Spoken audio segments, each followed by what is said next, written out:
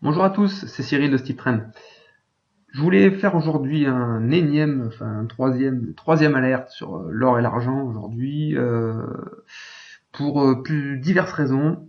Non seulement parce que je pense que on est vraiment dans les derniers moments d'accumulation qu'on voit là depuis plusieurs semaines maintenant, voire depuis plusieurs mois, hein, sur l'or, à la fois sur l'or et à la fois sur l'argent, surtout après la séance d'hier, là, qui est à mon avis pour les vendeurs de contrats futurs est vraiment un mouvement un peu traître, à la fois sur l'or et à la fois sur l'argent, hein.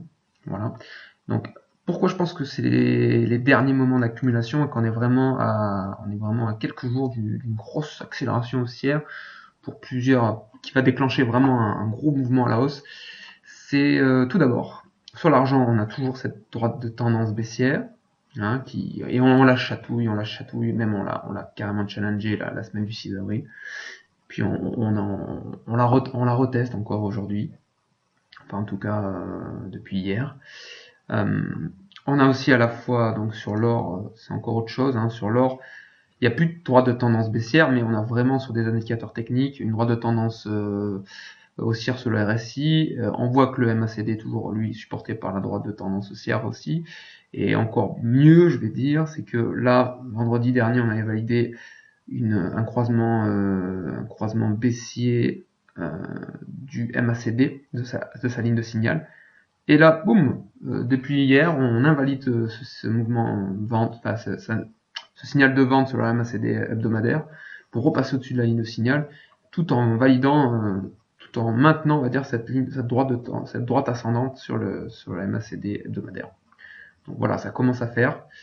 Il y a beaucoup de pièges hein, sur l'or et l'argent, c'est clair. C'est vraiment pas facile depuis plusieurs mois maintenant. Hein. C'est vraiment compliqué.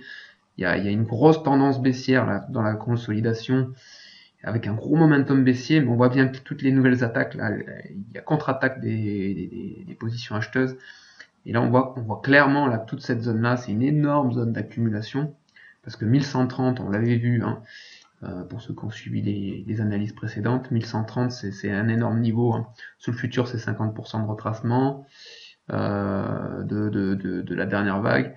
C'est la Bollinger inférieure en mensuel qui se retournait à la hausse. Donc ce qui peut être super intéressant, là, vu qu'on est plus très loin de la fin du mois, donc de la formation de cette bougie, c'est que si on arrive à accélérer là d'ici le 30, d'ici la fin d'ici la fin de la séance du 30 avril, qu'on arrive à repasser au-dessus des 1250 $, on va avoir dès le début du mois de mai, je pense, la moyenne mobile à 20 mois qui va commencer à se retourner à la hausse et voir du coup les Bollinger mensuels s'écarter. Et là, on va avoir vraiment une probabilité d'accélération, à mon avis, assez fantastique et qui pourrait être très très juteuse si on accumule des calls actuellement.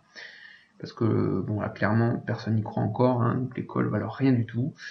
On a vraiment une volatilité au ras des pâquerettes. Donc on peut vraiment jouer quelque chose de.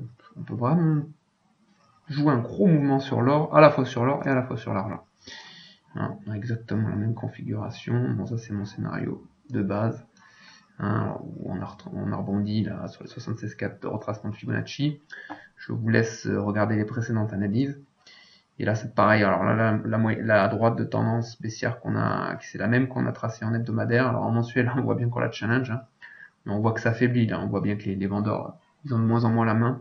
Et on voit pareil, le même phénomène sur les Bollinger mensuels, avec carrément une divergence sur la masse et des mensuels, là, sur la deuxième vague de baisse, la dernière vague de baisse. Ça fait une série d'arguments haussiers, enfin en tout cas d'un point de vue technique et quantitatif, qui commence à être long comme le bras. Il manque plus que l'étincelle. Alors je sais pas ce que ça peut être en termes de fonda. À la limite, c'est pas mon problème. Moi, tout ce que je vois, c'est que techniquement, ça commence vraiment à chauffer. Le mouvement là en daily, bon, c'est pas encore gagné, mais ça peut l'être aujourd'hui. Parce que là, clairement, là aujourd'hui, je pense que vendredi soir, on était vraiment dans une dynamique baissière et on pouvait, enfin, pour les ultra actifs, on était vendeur, il n'y avait pas de problème, il n'y avait aucun argument pour acheter. Et là, la séance de lundi, elle fait mal. elle fait mal et elle prouve la phase d'accumulation que je mentionne depuis maintenant un bon mois et demi, voire 2 mois. Donc on a vraiment une liste d'arguments haussière qui commence à devenir conséquente. Et ce qui m'intéresse là-dedans, c'est qu'on est sûrement sur un point d'inflexion pour une nouvelle dynamique. Et là, c'est là où on fait le plus d'argent. Concrètement, c'est la période la plus intéressante. Là, je vous dis que les options là, l'école, ils valent rien du tout là actuellement. Un autre argument, alors si on suit quelques minières, ce qui est très intéressant toujours de mettre en parallèle, l'analyse des minières avec l'analyse de l'or et de l'argent, c'est alors un ETF que j'affectionne tout particulièrement, donc c'est sur c'est coté aux États-Unis, donc c'est toutes les minières, les juniors on va dire. Non, pas celle-ci, les juniors, ce n'est pas celle-ci, ça c'est les seniors plutôt.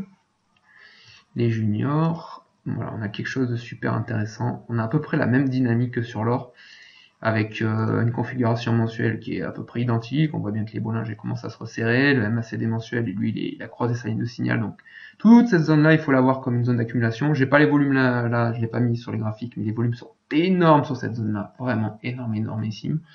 Donc là, il y a une phase d'accumulation magnifique. Alors, on le voit à travers cet ETF. On le voit sur Newmont Mining, par exemple, qui est une des plus grosses sociétés minières aurifères cotées.